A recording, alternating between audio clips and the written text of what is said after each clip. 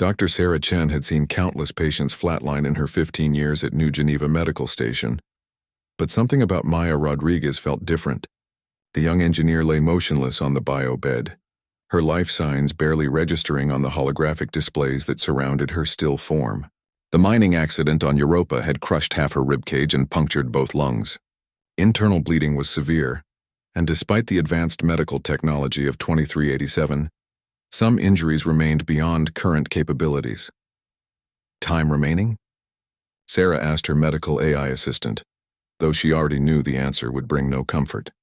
Based on current tissue degradation and blood loss rates, patient has approximately 3 minutes before complete system failure. The AI responded in its characteristically calm tone. Recommendation: contact next of kin for final arrangements. Sarah's hands moved across the control interface, adjusting pain medications and trying every protocol she knew. Maya was only 28, one of the brightest terraforming engineers in the outer colonies. She had volunteered for the dangerous Europa assignment because she believed humanity deserved to spread among the stars, to build something beautiful in the cold depths of space. The medical bay doors suddenly hissed open, and Sarah turned, expecting to see Maya's family members. Instead, a medium-sized dog bounded into the sterile environment, its paws skidding slightly on the polished floor. The animal was clearly domestic, with golden fur and intelligent brown eyes that seemed to assess the situation immediately. "Security to Medical Bay 7, Sarah called into her communicator. "We have an unauthorized animal in the facility." But the dog ignored everything else in the room, moving directly to Maya's bedside. It sat perfectly still, its head tilted as if listening to something no one else could hear. Sarah noticed the dog wore a collar with Maya's name and emergency contact information. "That's Max," said a voice from the doorway. Sarah looked up to see James Rodriguez, Maya's older brother, breathing heavily as if he had been running. He somehow got out of Maya's apartment and made it here. Building security said he was scratching at the transport terminal, trying to get inside. Sarah frowned. "The apartment is 15 kilometers away. How did he know to come here?" James shook his head, his eyes filled with grief. "I don't know. Maya always said Max was special, that he understood things other dogs couldn't. She rescued him from one of the asteroid mining stations 3 years ago." The monitor alarms began chiming more urgently. Maya's heart rate was dropping rapidly, and her brain activity showed the characteristic patterns of someone slipping away. Sarah checked her chronometer. 2 minutes and 30 seconds remaining according to her calculations. Max suddenly stood up and placed his front paws on the edge of the bio bed. He began to whine softly, a sound that seemed to resonate through the entire medical bay. The pitch was strange, almost musical, rising and falling in patterns that reminded Sarah of the whale songs she had studied during her xenobiology courses. "Sir, you need to remove the animal," Sarah said gently to James. "This is a sterile environment, and we need to focus on making Maya comfortable in her final moments." But as she spoke, something impossible happened. The monitors showed a slight uptick in Maya's neural activity, just a small spike, barely noticeable. But Sarah had been watching the readouts for hours and knew every fluctuation by heart. Max's whining continued, growing more intense. The sound seemed to pulse with a rhythm that matched Maya's failing heartbeat. Other medical staff had gathered in the doorway, drawn by the unusual commotion, but none of them moved to intervene. Something about the scene felt sacred, untouchable.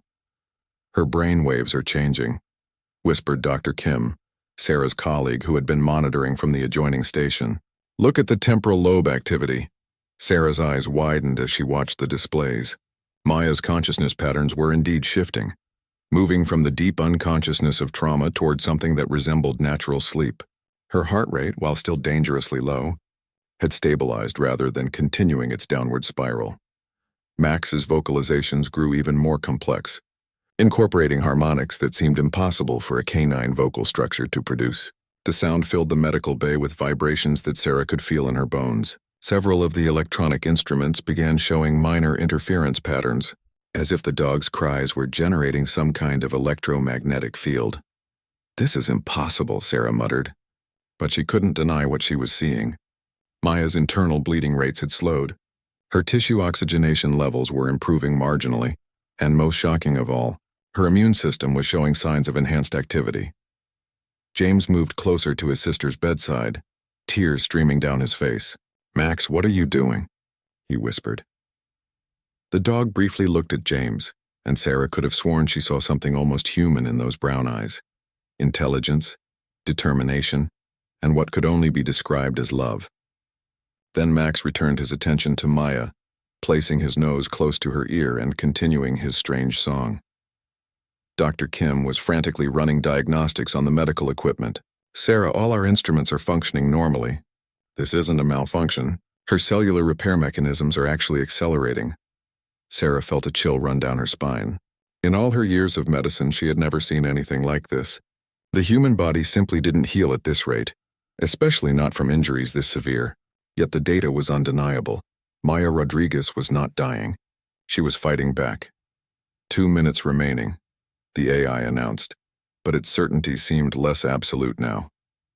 Max's song reached a crescendo, and suddenly Maya's eyes fluttered open. She looked around the medical bay with confusion. Her breathing still labored but significantly stronger than it had been moments before. "Maya?" James gasped, grabbing her hand. She turned her head slowly toward her brother, then down at Max, who had finally gone quiet, but remained pressed against the side of her bio-bed. A weak smile crossed her lips. "Hey boy," she whispered, her voice barely audible. "Did you come to save me?" Max's tail wagged once, and he gently licked her fingers that hung over the edge of the bed. Sarah stood frozen, her medical training warring with what she had just witnessed. According to every law of physics and biology she knew, Maya Rodriguez should have been dead. Instead, she was conscious, stable, and showing signs of recovery that would normally take weeks to achieve.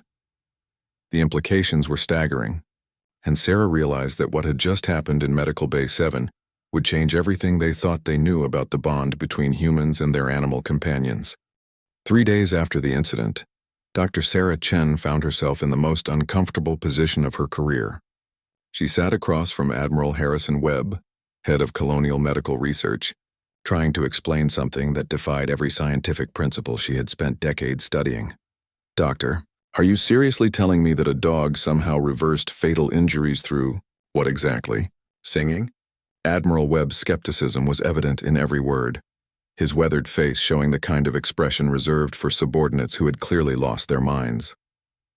Sarah had prepared for this reaction. She activated the holographic display between them, showing Maya's complete medical readouts from that night. "Admiral, I've reviewed the data hundreds of times. Maya Rodriguez had less than 3 minutes to live when Max entered the medical bay. Her cellular repair rates increased by over 400% during the time the animal was vocalizing. Coincidence? Delayed reaction to the trauma treatments you administered." "Sir, with respect, the treatments I administered were palliative only. We had exhausted all curative options." Sarah highlighted sections of the medical chart with her finger. "Look at these tissue regeneration patterns. This level of healing should take months, not minutes." Admiral Webb leaned back in his chair, studying the data with the careful attention of someone who had risen through the ranks by never ignoring facts, no matter how uncomfortable they made him. "What's the patient's current status?" "Maya is recovering at an unprecedented rate. Her lung tissue has completely regenerated, the internal bleeding has stopped entirely, and her fractured ribs are showing signs of advanced healing. She should be cleared for light duty within 2 weeks. And the dog?" Sarah paused. This was the part that made her sound truly unhinged. "Max has remained by her side constantly. We've allowed it because removing him seems to slow her recovery progress. But Admiral, there's something else." She activated another set of displays, these showing electromagnetic readings from the medical bay. "During Max's vocalizations, our instruments detected energy patterns unlike anything in our databases. The frequencies he produced were generating measurable bioelectric fields that seemed to interact directly with Maya's nervous system." Admiral Webb studied the energy readings, his expression growing more serious. "Have you consulted with xenobiology? Dr. Amanda Foster has been working with us. She says the patterns don't match any known Earth animal communication, and they certainly don't match typical canine vocalizations. The harmonic complexity suggests..." Sarah hesitated. "Suggests what, Doctor?" "Suggests intelligence, Admiral. Not just animal intelligence, but something approaching what we might call technological communication." The Admiral was quiet for several minutes, processing this information. Finally he spoke. "Dr. Chen, I'm going to share something with you that's classified at the highest levels. 3 months ago, our deep space monitoring stations detected unusual energy signatures from the Europa mining site. The patterns were dismissed as equipment malfunctions, but they occurred in the exact location where Ms. Rodriguez was injured. Sarah felt her pulse quicken. What kind of energy signatures? Unknown origin, but similar in frequency to what you've recorded from the dog. Admiral Webb activated his own holographic display, showing data that made Sarah's breath catch. Dr. Chen, I need you to understand that this conversation never happened. But I want you to continue monitoring both the patient and the animal. Document everything. Admiral, are you suggesting that Max might be... Sarah couldn't finish the sentence. I'm not suggesting anything, Doctor. I'm ordering you to find out what we're dealing with. Meanwhile, in Maya's recovery room, something remarkable was happening. She sat cross-legged on her bed, Max curled up beside her, both of them surrounded by holographic displays showing complex engineering schematics. Maya's fingers moved through the air, manipulating three-dimensional models of terraforming equipment with a fluidity that seemed impossible for someone who had been near death just days earlier. Quantum resonance patterns could be enhanced by adjusting the harmonic frequencies, she murmured, making modifications to the designs that her conscious mind didn't fully understand. If we align the biothermal generators with these specific wavelengths, Max lifted his head, watching the displays with what appeared to be genuine interest. Occasionally he would make soft sounds, not quite barks, but complex vocalizations that seemed to correlate with Maya's design changes. James Rodriguez watched from the doorway, alternating between amazement and concern for his sister. She had always been brilliant, but her current level of insight bordered on supernatural. The terraforming designs she was creating represented advances that should have taken teams of scientists years to develop. Maya, he said softly, entering the room. How are you feeling? She looked up at him with eyes that seemed somehow different, still his sister, but with depths that hadn't been there before. I feel connected, James, like I can see patterns I never noticed before. It's as if Max helped me access parts of my mind that were always there but locked away. James sat down in the chair beside her bed. The doctors are amazed by your recovery. They're calling it a miracle. Maya's hand moved to rest on Max's head, and the dog leaned into her touch. It wasn't a miracle. It was communication. When I was dying, I could feel myself slipping away. But then I heard Max calling to me, not with words, but with something deeper. He showed me how to rebuild myself from the inside out. That sounds impossible, Maya. She turned back to her holographic displays, making another series of complex modifications. 3 days ago, I would have agreed with you. But now I understand that there are forms of intelligence and communication that we've never even considered. Max isn't just a dog, James. He's something more. As if responding to his name, Max lifted his head and looked directly at James. For a moment, James felt as if the animal was looking through him, seeing something about his nature that he didn't even know himself. The sensation was both comforting and deeply unsettling. Dr. Sarah Chen appeared in the doorway, her tablet in hand and a puzzled expression on her face. Maya, I have your latest test results. Your cognitive function scores are showing improvements across all categories.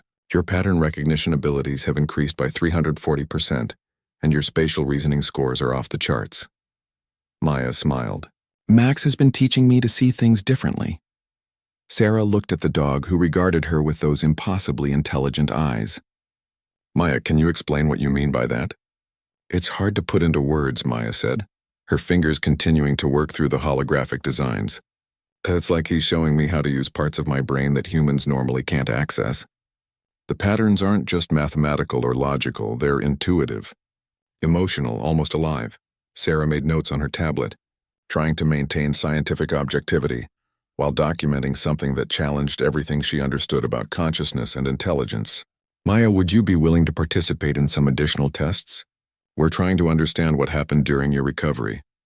Of course, Maya replied, but I think you'll find that the real questions aren't about what happened to me. They're about what Max is and where he came from. Max's tail wagged slightly, and Sarah could have sworn she detected what looked like amusement in his expression. As she watched the dog, she began to wonder if they had been asking the wrong questions entirely. Perhaps the mystery wasn't how Maya had recovered, but why an apparently ordinary rescue dog possessed abilities that seemed to transcend the boundaries of known science.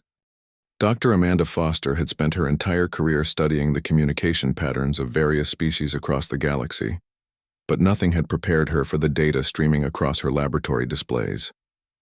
The recordings from Max's vocalizations during Maya's healing showed complexity levels that rivaled the most sophisticated artificial intelligence networks. "Computer, analyze pattern structure in audio sample 7, she commanded, highlighting a specific section of Max's recorded sounds. "Pattern analysis complete," the lab AI responded. "Detected frequencies show mathematical progressions consistent with higher-order consciousness. Harmonic relationships suggest intentional communication rather than instinctual vocalization." Amanda rubbed her temples, feeling the beginning of a headache. She had been studying these recordings for 18 hours straight, and each analysis only deepened the mystery. The dog's vocalizations contained layered information, structures that seemed designed to interface directly with human neural pathways. Her communication device chimed with an incoming priority message from Admiral Webb. "Dr. Foster, report to Conference Room Alpha immediately. Bring all data related to the Rodriguez incident." 20 minutes later, Amanda found herself in a room with some of the most senior officers in the Colonial Fleet. Admiral Webb sat at the head of the table, flanked by Commander Torres from Colonial Intelligence and Dr. Sarah Chen. The atmosphere was tense with the weight of classified information. "Doctors," Admiral Webb began, "what I'm about to share with you is restricted under the highest security protocols. 3 months ago, our long-range sensors detected what we initially classified as equipment malfunctions on Europa. However, recent analysis suggests these were actually communication attempts." He activated a holographic display showing Europa's surface, with energy patterns highlighted in brilliant blue. The signals originated from the same mining sector where Ms. Rodriguez was injured. They were broadcast on frequencies that we now know match the vocalizations recorded from her dog. Dr. Chen leaned forward.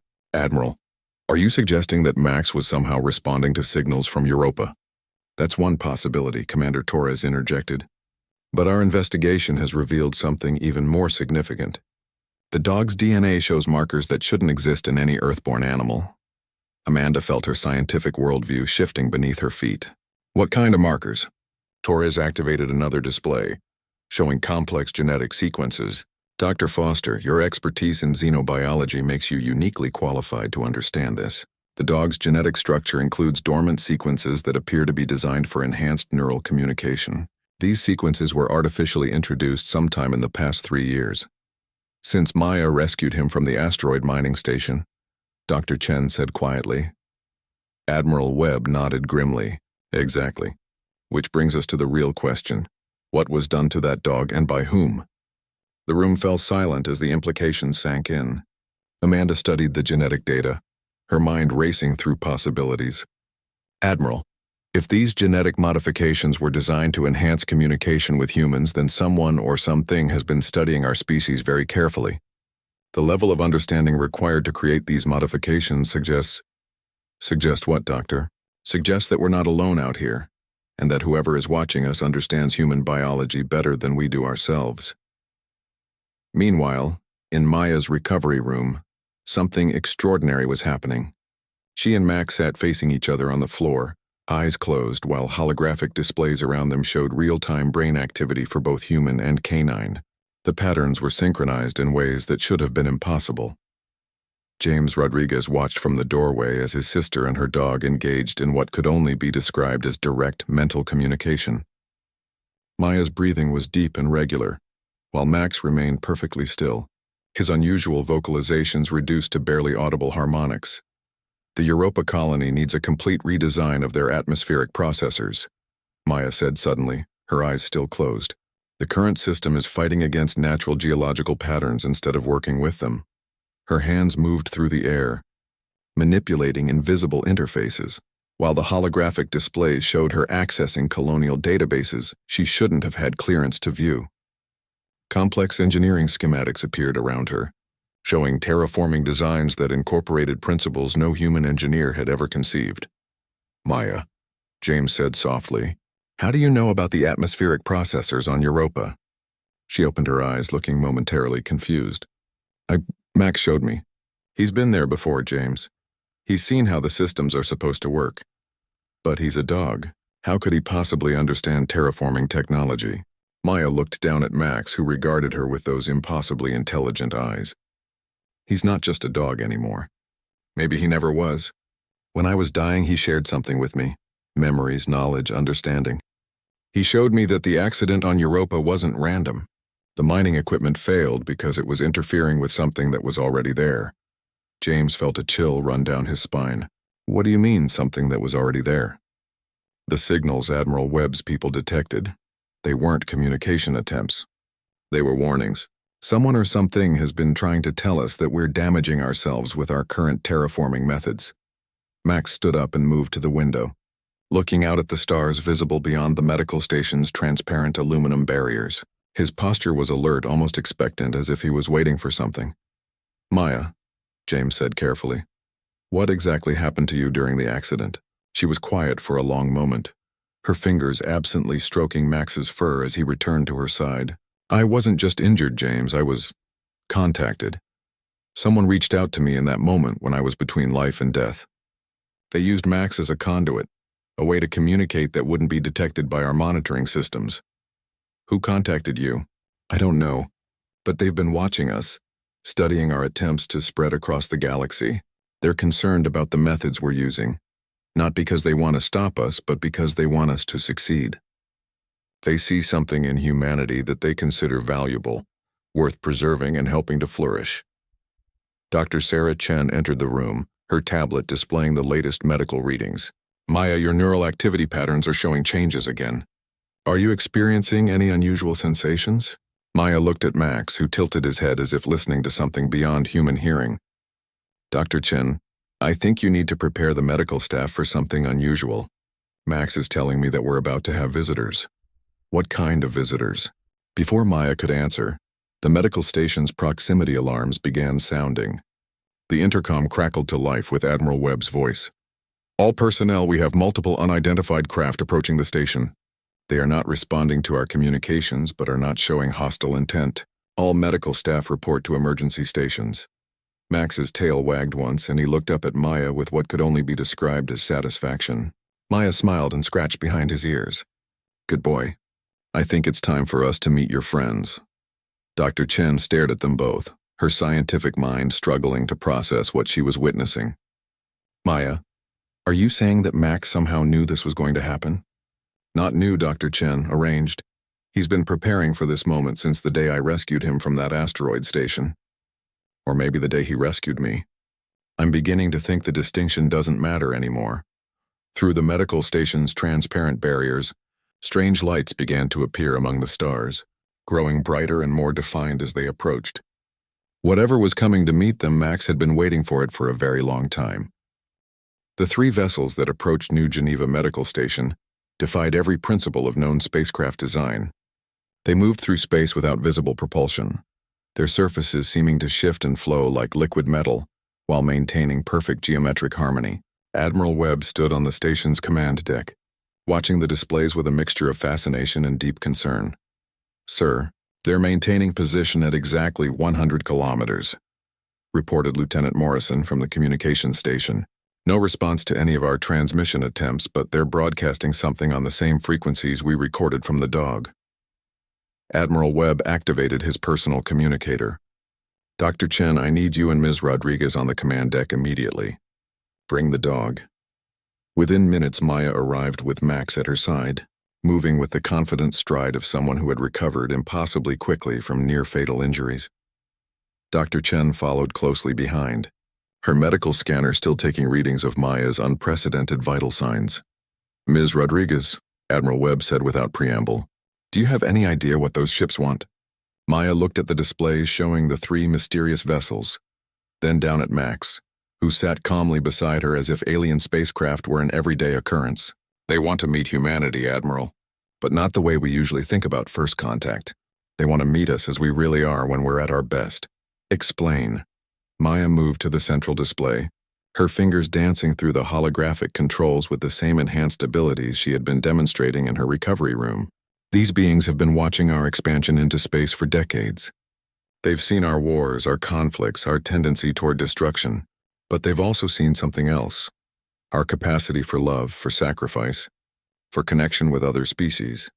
The displays around the command deck began showing information that Maya shouldn't have had access to. Deep space monitoring data, classified colonial expansion reports, and most shocking of all, what appeared to be observational records from an outside perspective, documenting human activities across multiple star systems. "How are you accessing this information?" demanded Commander Torres. Maya glanced at Max, who looked up at her with those impossibly intelligent eyes. Max isn't just a dog who was modified by aliens. He's a living communication device, designed to test whether humanity was ready for contact. He was placed in that asteroid mining station 3 years ago, waiting for the right human to find him. Dr. Chen stepped forward, her scanner showing readings that defied medical explanation. "Maya, your brain activity is synchronized with electromagnetic patterns coming from those ships." "How is that possible?" "Because Max connected me to their network, Dr. Chen. When I was dying, he didn't just save my life, he made me a bridge between our species and theirs. They needed to understand not just our intelligence, but our capacity for emotional connection, for self-sacrifice, for love." Admiral Webb studied the alien vessels on his displays, his military training warring with what he was hearing. "Ms. Rodriguez, are you in communication with them right now?" Maya nodded, her eyes taking on a distant quality as if she was listening to voices no one else could hear. "They're called the Guardians. They've been shepherding younger species across the galaxy for millions of years, but they never interfere directly. They wait and watch, looking for species that show the right combination of intelligence, creativity, and compassion. And they think humanity qualifies? They think humanity has potential, Admiral. But they're concerned about our current trajectory. Our terraforming methods are crude and destructive. Our expansion is driven more by resource acquisition than by genuine desire to build something beautiful. They want to help us become what we could be, rather than what we're currently becoming." Max stood up and moved to the large viewing port that dominated the command deck's forward wall. His posture was alert, expectant, and he began making the same complex vocalizations that had accompanied Maya's healing. This time, however, the sound seemed to resonate through the entire station. "Admiral," Lieutenant Morrison called out, "we're receiving a transmission. Not through our communication systems, it's coming through the station's structural resonance frequencies." "Put it through." The voice that filled the command deck was neither male nor female, neither young nor old. It seemed to speak directly to the mind rather than the ears, carrying emotions and concepts that human language couldn't fully capture. "Humans of the colonial vessel, New Geneva Medical Station, we greet you in the spirit of mutual understanding and growth. We have observed your species for many cycles, watching your expansion among the stars with both hope and concern." Admiral Webb found his voice. "This is Admiral Harrison Webb, commanding officer of this station. We welcome communication with your people. We appreciate your welcome." "Admiral Webb, we have much to discuss regarding the future of human expansion and the role your species might play in the greater community of sentient beings. However, first we must address the matter of the one you call Maya Rodriguez and the companion you know as Max." Maya stepped forward, Max moving to stand beside her. "I'm here. I understand that Max has been your representative among us. Maya Rodriguez, you have exceeded our most optimistic projections for human potential. When faced with death, you chose to trust and connect rather than fight and resist. Your response to Max's communication attempts demonstrated the qualities we seek in species ready for advancement." Dr. Chen couldn't contain her scientific curiosity. "What kind of advancement are you referring to?" "Dr. Chen, your species currently struggles with terraforming because you approach it as a conquest rather than a collaboration. You fight against planetary systems instead of learning to work with them. We offer knowledge that could transform your colonies from artificial environments sustained by technology into living ecosystems that grow and adapt naturally." Admiral Webb felt the weight of responsibility settling on his shoulders. What would such collaboration entail? "It would require fundamental changes in how humanity approaches expansion, Admiral. Rather than taking from worlds, you would learn to give to them, to become partners in their growth rather than their exploiters. This is not merely about technology. It is about evolution of consciousness." Maya spoke up, her voice carrying new harmonics that seemed to resonate with Max's vocalizations. "They're offering us a chance to become something more than we are, Admiral. Not just in terms of technology, but in terms of what it means to be human.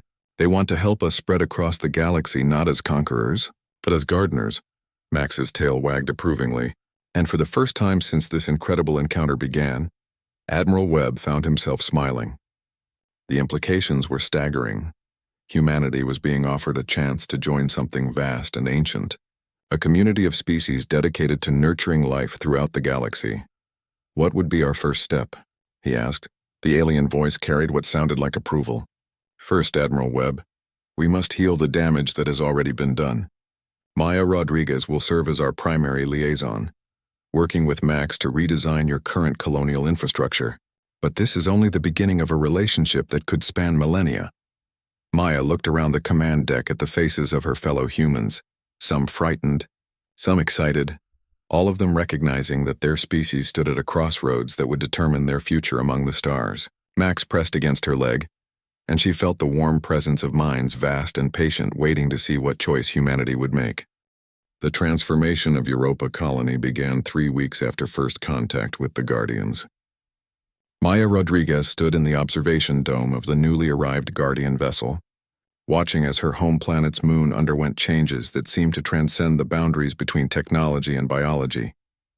Where once harsh mining equipment had scarred the icy surface, now elegant structures emerged that looked grown rather than built. The atmospheric processors that had been failing were being replaced by living systems that worked with Europa's natural chemistry rather than fighting against it. The old way of thinking treated planets as resources to be extracted from, Maya said to Dr. Sarah Chen, who had volunteered to serve as the project's medical observer. The Guardian Way treats them as partners in a collaborative creation.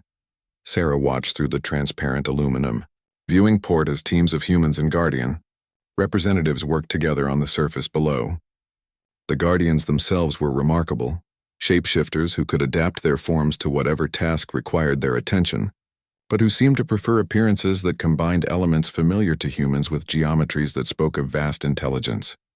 "Maya, how are you processing all of this information?" Sarah asked, checking her medical scanner. "According to my readings, your brain is operating at levels that should be impossible for human physiology." Maya smiled, reaching down to pat Max, who lay contentedly at her feet. "Max is still helping me interface with their information networks. But it's not just about processing data, Dr. Chen. It's about learning to think in patterns that include emotional and intuitive understanding alongside logical analysis." She gestured toward the holographic displays that surrounded them, showing real-time progress on Europa's transformation. "Look at how they approach terraforming. Every decision considers not just immediate human needs, but the long-term health of planetary ecosystems, the aesthetic beauty of the result, and the psychological well-being of the people who will live there." Dr. Chen studied the displays, noting how the new colonial designs incorporated natural beauty as an essential element rather than an afterthought. "It's remarkable, but I have to ask, what happens to human independence in all of this? Are we becoming dependent on Guardian technology and guidance?" Max lifted his head and made a soft sound that Maya seemed to understand perfectly. "Max says that's exactly the wrong question. Dr. Chen, the Guardians aren't trying to create dependence. They're trying to teach us to think in ways that make us better partners for other species, including them." A Guardian representative approached their viewing area, its form shifting from a metallic humanoid shape to something more fluid and organic. When it spoke, the words seemed to form directly in their minds rather than coming through the air. "Maya Rodriguez, Dr. Chen, we would like to show you something that addresses your concerns about human independence." The viewing port transformed into a vast display showing star systems across the galaxy. Dozens of worlds appeared, each one unique in its approach to civilization and planetary development. "These are other species that we have worked with over the millennia," the Guardian explained. Each one maintained its essential nature while learning to collaborate rather than dominate. "Observe the Kalari of the Vega system." The display focused on a world where crystalline cities grew from living rock, inhabited by beings of pure energy who had learned to work with their planet's natural electromagnetic fields. The Kalari were once as aggressive and expansionist as early humanity. Through collaboration with us, they discovered ways to spread among the stars that enhanced both their own development and the worlds they touched. "And the Threnody," the Guardian continued, showing a water world where floating cities moved with the tides, their inhabitants living in perfect harmony with massive sea creatures. They learned to see their expansion not as conquest but as symbiosis. Dr. Chen leaned forward, fascinated despite her concerns. But what about human nature? Our competitive instincts, our drive to explore and challenge ourselves? The Guardian's form shifted again, taking on aspects that reminded Sarah of a wise teacher she had once known. Dr. Chen, we are not asking humanity to abandon its nature. We are asking you to fulfill it more completely. True exploration means understanding, not just mapping. True competition means striving to create beauty and harmony, not just accumulating resources. Maya pointed to another section of the display, where human colonies appeared alongside the alien examples. Look at what we're already accomplishing. The Europa redesign isn't just more efficient, it's more beautiful, more inspiring, more worthy of the human spirit. The images showed Europa's new settlements as they would appear when complete. Cities that flowed like water across the icy surface, connected by transportation systems that looked like rivers of light, powered by energy sources that enhanced rather than depleted the moon's natural systems. The humans working on these projects aren't becoming less human, Maya continued. They're becoming more human than they ever thought possible. They're using their creativity, their problem-solving abilities, their capacity for love and connection, but in service of something greater than individual gain. Max stood up and moved to the viewing port, pressing his nose against the transparent surface as if he could smell the changes happening on Europa, far below. His posture radiated satisfaction and anticipation. What's he thinking about? Dr. Chen asked. Maya closed her eyes for a moment, connecting with Max's enhanced awareness. He's thinking about the next phase. Europa is just the beginning. The Guardians want to help us redesign our entire approach to space colonization, starting with the oldest human settlements and working outward. That would take decades, maybe centuries. Exactly, Maya said, opening her eyes with a smile that seemed to contain depths of understanding that hadn't been there a month ago. The Guardians think in timescales that dwarf human lifespans, but they also understand that real change has to happen one world, one community, one person at a time. The Guardian representative gestured toward the displays showing their vast galactic network. Maya Rodriguez speaks truly. We do not seek to transform humanity overnight, but to offer you tools and perspectives that will allow your species to grow into its full potential over time. Dr. Chen considered everything she had seen and heard. What about humans who don't want to change? Who prefer the old ways of expansion and development? They will have that choice, the Guardian replied. We do not force transformation. We simply offer alternatives and demonstrate their benefits. Over time, we have found that most species naturally gravitate toward approaches that create rather than destroy, that build beauty rather than merely extract utility.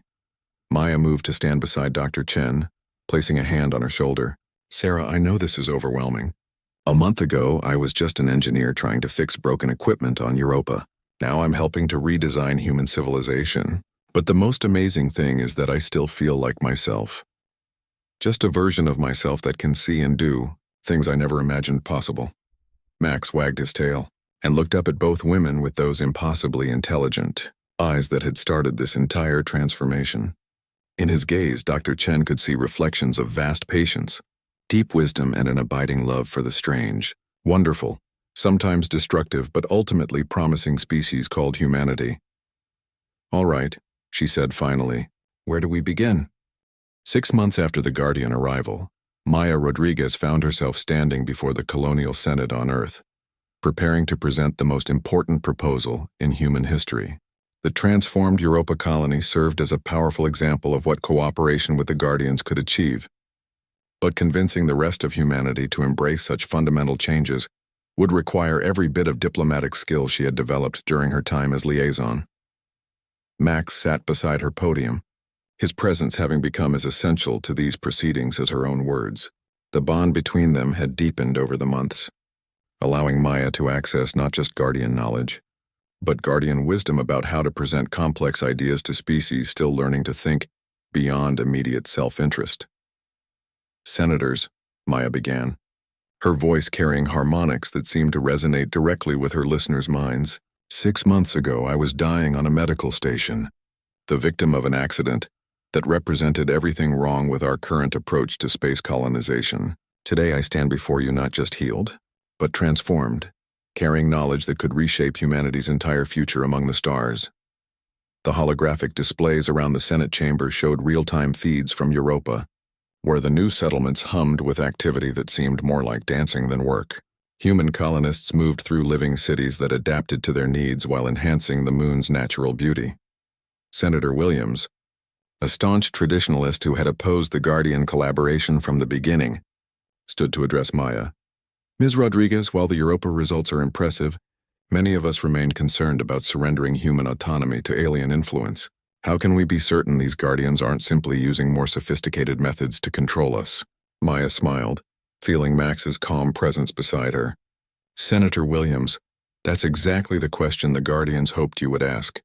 They've spent millions of years learning that true partnership can only exist between equals who choose to collaborate, rather than beings who are coerced into submission. She gestured to the displays, which now showed detailed analyses of human psychological and social patterns, before and after Guardian contact. As you can see, humans working with Guardian knowledge show increased creativity, enhanced problem-solving abilities, and improved emotional well-being.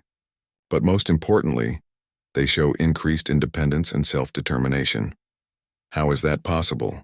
Demanded Senator Chen, leaning forward with scientific curiosity that reminded Maya of Dr. Sarah Chen, who had become one of the project's most vocal advocates.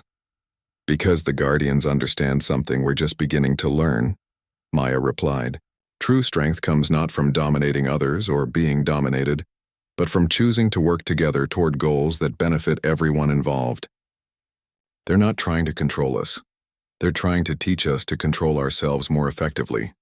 Max stood up and moved to the center of the chamber, his presence commanding attention in a way that would have seemed impossible for an ordinary dog. When he began his complex vocalizations, the sound seemed to fill not just the chamber, but the minds of everyone present. What you're hearing, Maya explained as Max's song continued, is direct communication of concepts that human language struggles to express. Max is sharing the Guardian understanding of what they call collaborative consciousness, the ability to maintain individual identity while participating in group knowledge and decision-making. Senator Rodriguez, no relation to Maya despite the shared name, stood to speak. Ms. Rodriguez, even if we accept that the Guardians have benevolent intentions, how do we know that accepting their help won't make us weaker as a species? Won't we lose the competitive edge that brought us to the stars in the first place? Maya had been preparing for this question for months. Senator, the Guardians don't want us to lose our competitive nature. They want us to compete more effectively. Instead of competing against planets and other species for resources, they're teaching us to compete against entropy, against stagnation, against the tendency of the universe toward disorder and decay. The holographic displays shifted to show long-term projections of human expansion under different scenarios.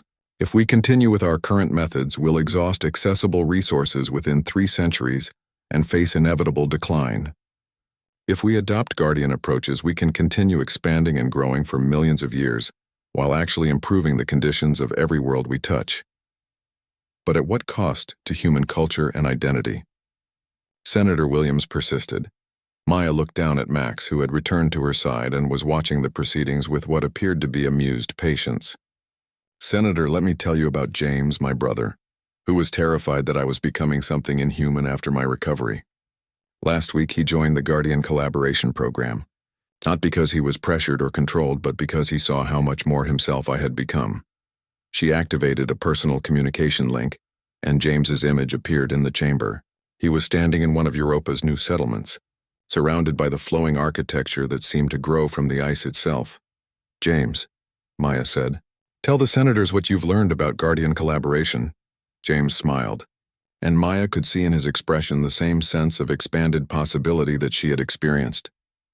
Senators, I was convinced that the Guardians were somehow stealing my sister's humanity. What I discovered is that they were helping her discover aspects of humanity that none of us knew existed. Working with them hasn't made me less competitive or less ambitious. It's given me bigger and more worthy things to compete for and aspire to. He gestured to the remarkable city around him. We're not just building colonies anymore. We're creating works of art that happen to be functional societies. We're not just surviving in space. We're learning to make space more beautiful and life-giving than it was before we arrived. Senator Chen stood again. Mr. Rodriguez, what about humans who choose not to participate in Guardian collaboration?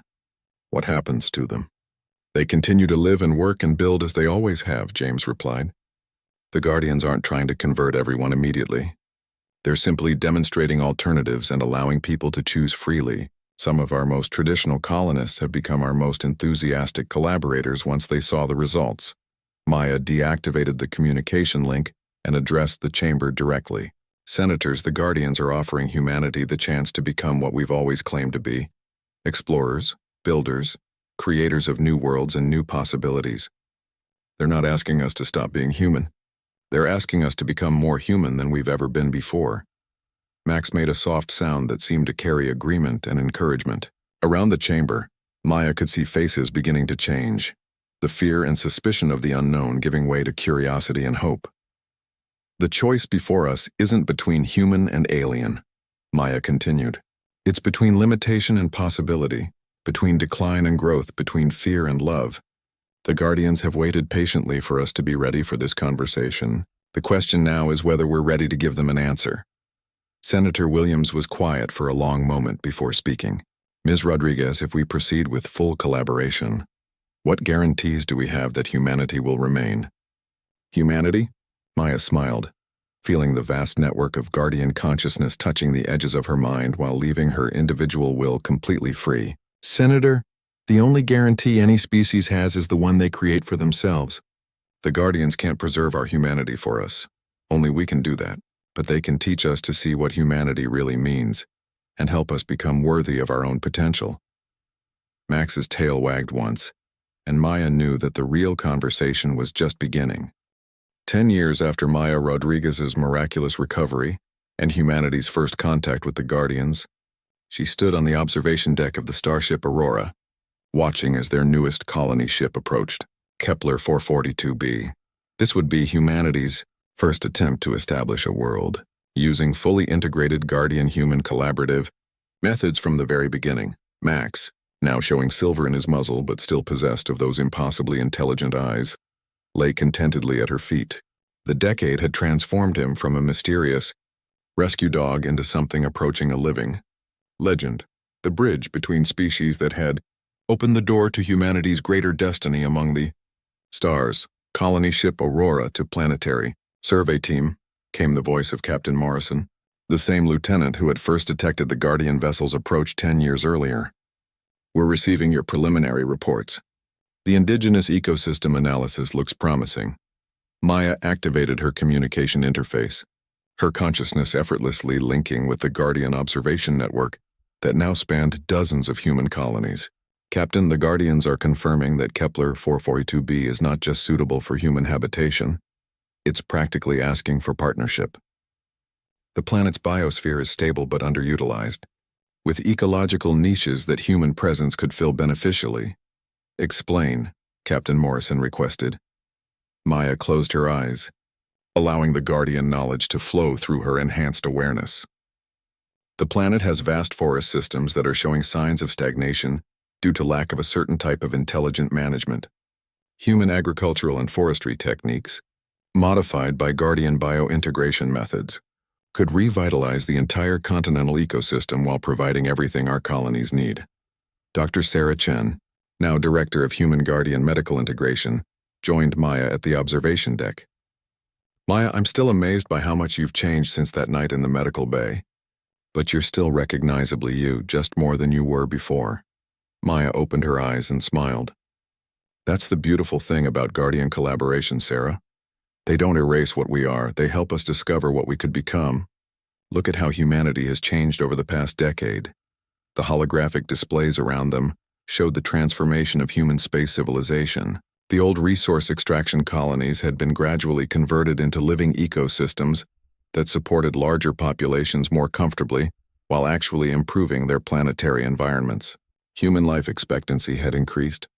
Psychological well-being indices had soared, and most remarkably, crime and conflict between human settlements had virtually disappeared.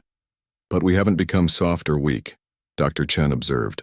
If anything, humans seem more capable and determined than ever. Because we're competing for something worthy of our efforts, Maya replied. Instead of fighting each other for limited resources, we're working together to create abundance. Instead of conquering worlds, we're partnering with them to create something beautiful that benefits everyone involved. Max lifted his head and made a soft vocalization that Maya had learned to recognize as his signal that the Guardians wanted to communicate directly. The observation deck's displays shifted to show the vast network of civilizations that the Guardians had helped nurture across the galaxy. Maya Rodriguez, Dr. Chen, came the familiar voice that spoke directly to the mind. We have something to share with you regarding humanity's progress and future role in the galactic community. The displays showed star maps spanning millions of light years, with different species' territories marked in various colors. Humanity's space, while still relatively small, was growing rapidly and showed unique characteristics. In our millions of years of shepherding younger species, the Guardian voice continued, we have rarely encountered a people with humanity's particular combination of adaptability, creativity, and emotional depth. Most species excel in one or two areas, but humans seem capable of growth in all dimensions simultaneously. Maya felt a surge of pride, but also curiosity. What does that mean for our future role? It means, Maya Rodriguez, that humanity may be ready for responsibilities we had not originally anticipated. We would like to propose that your species begin training to serve as guides for other developing civilizations. Dr. Chen's eyes widened. You're asking us to become guardians ourselves? Not guardians as we are, the voice clarified, but partners in the work of nurturing consciousness and civilization throughout the galaxy. Your species' unique perspective and abilities could benefit other developing peoples in ways that our more ancient consciousness cannot. Maya looked down at Max, who was watching her with an expression that seemed to combine pride, love, and anticipation. Max, is this what you and the Guardians have been preparing us for all along? Max's tail wagged, and Maya felt through their connection a sense of vast satisfaction and hope. The accident on Europa, her near-death experience, the miraculous healing, all of it had been leading to this moment when humanity would step forward not as junior partners in galactic civilization, but as active contributors to its growth and development. There's something else, Maya said, the words coming to her through Guardian knowledge networks. The Guardians want us to know that they've been watching other species in our local stellar neighborhood. There are at least 3 developing civilizations within 50 light years of Earth that could benefit from the kind of partnership we've learned to create. Captain Morrison's voice came through the communication system with barely contained excitement. Maya, are you saying we might soon be making contact with other alien species? I'm saying we might soon be helping other alien species make the same transition we've made, Maya replied. From survival-based expansion to partnership-based growth. From taking what they need to creating what they dream. The observation deck fell silent as the full implications sank in. Humanity, which had nearly destroyed itself multiple times throughout its history, was being invited to help other species avoid the same mistakes and discover their own potential for collaborative consciousness. Max stood up and moved to the viewing port, looking out at the blue-green world of Kepler 442b, growing larger as the aurora approached. His posture radiated confidence and anticipation, as if he could already see the beautiful civilization that would grow from the partnership between human creativity and planetary wisdom. Sarah, Maya said quietly, do you remember that night when you thought I had 3 minutes left to live? Dr. Chen smiled. I remember thinking we were watching someone die. I had no idea we were watching someone be born.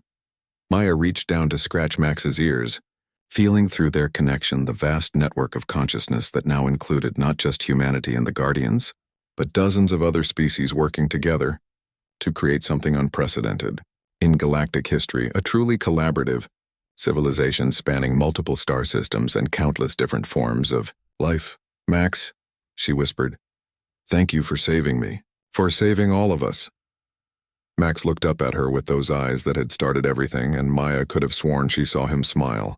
In that moment, she understood that the miracle hadn't been her recovery from fatal injuries.